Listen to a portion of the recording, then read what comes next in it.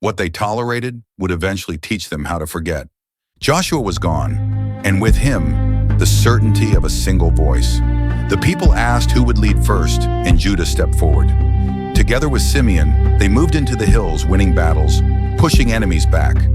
Kings fell, cities were taken, momentum returned, but something subtle followed victory. In the valleys, iron chariots waited, and fear did too. Some enemies were driven out, others were spared. Not because they were stronger, but because finishing the task felt costly. Cities were left standing, peoples were allowed to remain.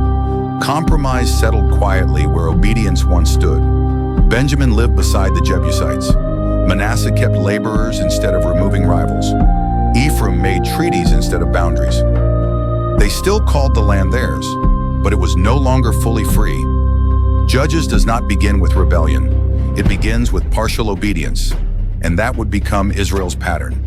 What they did not remove would one day rise against them. What they tolerated would eventually teach them how to forget. This is not the story of sudden collapse. It is the story of unfinished obedience, and it starts here.